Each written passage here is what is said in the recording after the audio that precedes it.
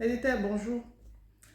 Aujourd'hui, je vais vous faire la vidéo sur une histoire de famille qui m'a interpellée. Le bien-être émotionnel ne passe pas seulement par le bien-être dans le couple, mais aussi dans tout ce qui nous entoure, donc d'abord notre famille. Il s'agit en fait d'une dame qui a tué sa belle-sœur parce qu'elle avait un emprunt de 4 millions d'euros qu'elle devait remettre sous les conseils de quelqu'un qu'elle aurait rencontré en plus sur Facebook, qui l'a tué pour en fait pouvoir avoir de l'argent. C'est ignoble, c'est impressionnant. On se rend compte à quel point l'argent nous amène à faire certaines choses. Et c'est important aujourd'hui d'avoir des principes, d'avoir des limites, que je peux arriver jusqu'à un niveau. Je ne peux pas traverser à cause de l'argent. C'est de l'argent important. On a besoin pour vivre, pour manger, pour bien dormir, pour se vêtir, pour se soigner, pour tout. Mais apprenons à nous contenter de ce qu'on a, de gérer ce qu'on a. Et ça nous permettra d'être libres en fait dans notre tête. Donc la dame, effectivement, elle a tué sa belle-sœur pour avoir cet argent-là. Et je vous ferai écouter la vidéo tout à l'heure sur le témoignage de la dame. Après, mais ce qui m'interpelle, c'est comment elle amène sa belle-sœur à la suivre en fait dans ses démarches. Écoutez la vidéo. Attends. Dès le début. Vas-y. Qu'est-ce qui s'est passé? Plus à ça, hein. Hmm? Nous sommes arrivés ici à Le film par qui demandait de prendre. 22h30. Nous sommes. Soyez audible, madame. J'ai pris une chambre là. Et nous sommes montés. Nous sommes montés avec nos billets. Elle buvait la petite Guinness. Elle buvait? La petite Guinness. Elle buvait le gin tonic. Elle est cassée. Elle a tapé la bouteille sur sa tête. Elle est tombée. Donc j'ai pris le début de le verre de la bouteille là. Elle s'appelait égorgée. Je suis rentrée à la maison couchée. Rentrez Au Billy. Vous l'avez laissé où? Ici dans cette Dans la chambre? chambre. Dans cette chambre? Non, la chambre d'en haut, 201. Pour quelle raison? Hmm? Qu'est-ce qui s'est passé pour que vous arriviez à poser cet acte? Je trouvais que j'étais dans une réunion dans mon village. Votre Le village, village, c'est où? le village de mon mari, quoi. C'est où? Et le bois de Sinzi. Non, je dois de l'argent à près de 4 millions. Mon mari, je dois aussi m'a dit qu'il n'a pas. Bon, vu qu'il n'avait pas l'argent, il m'a dit que je vienne ici à Obili. Donc, c'est une maison familiale. Il avait son petit frère, mes enfants. Nous sommes tous là. Donc, j'ai donc vu. Il y a près de 4 ans que je suis endettée. J'ai donc vu. J'ai contacté un monsieur là, sur Facebook. Il dit que j'ai trop de problèmes. Je me dis depuis 4 ans. Je fais un petit commerce, mais ça ne doit pas grand-chose pour que je puisse rembourser mes dettes. Vendre un corps comme ça, combien? Pardon. Vendre un corps comme ça, combien? Je ne vends pas, je n'ai jamais vendu. Je ne vends pas Vous les dites? corps. Je ne vends pas les corps. Quand lui et moi, on communique, je fasse nos conversations. Je n'ai même pas son numéro de Le téléphone. monsieur là Je s'appelle. ne l'ai jamais vu. Je vais assurer son nom. Madame, ce que je vous demandais à l'enquêteur, Oui, quelles sont les réelles motivations? ce sont mes dettes. Donc il m'a dit que dès que je fais ça, je vais n'importe quel cimetière, je dépose le corps, je filme, je l'envoie. La direction, la valise, ça partait où? Je partais à. Je crois qu'il y a un cimetière là. Seul?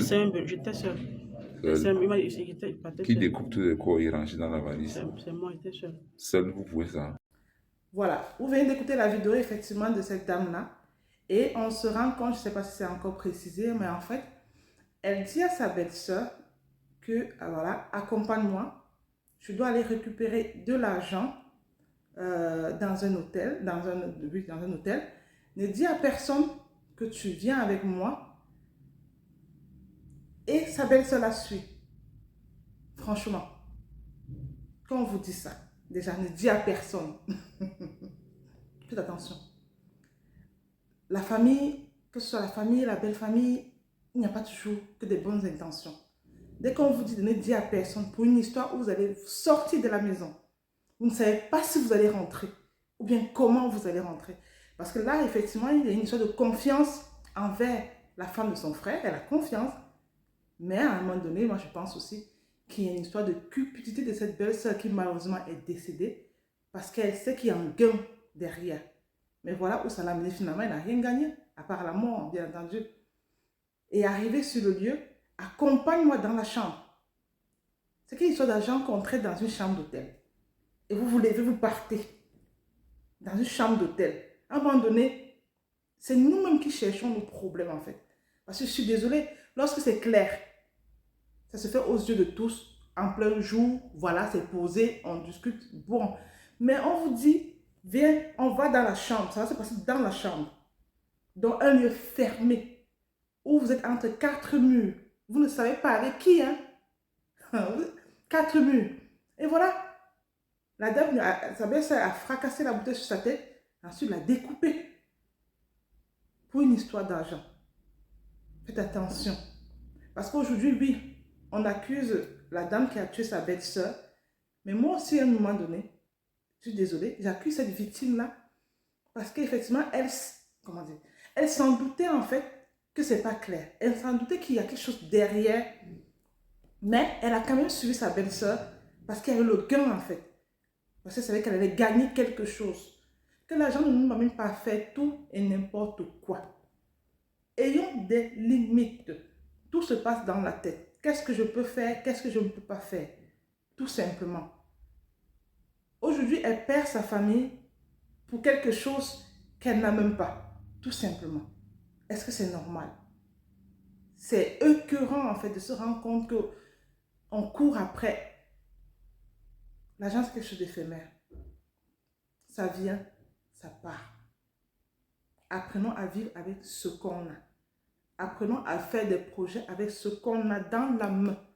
On ne fait pas des projets avec un argent qu'on n'a pas encore dans la main. Même si c'est votre salaire, ne prenez pas d'engagement parce que vous attendez un salaire à la fin du mois et qui peut-être ne vient pas. Faites des projets avec ce que vous avez en propre, que vous n'avez pas à attendre qu'un X ou un Y vous le donne pour que vous fassiez. C'est où les problèmes commencent en fait. Parce que vous allez commencer à dire, oui, il me devait, oui, il devait me donner. Il ne vous a pas donné, maintenant ça se passe comment? Vous avez pris des engagements en votre nom. Donc vraiment, faites attention. L'argent n'est pas tout.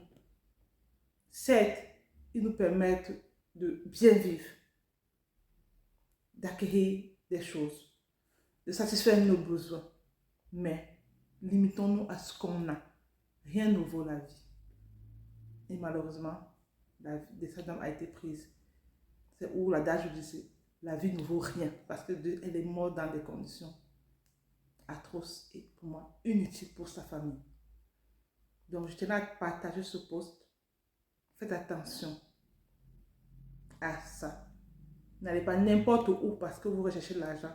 Vous allez vous retrouver dans des situations que vous n'aurez peut-être pas souhaitées ou bien que peut-être vous n'aurez pas bien visualisé et il n'y aura pas moyen de faire marche arrière.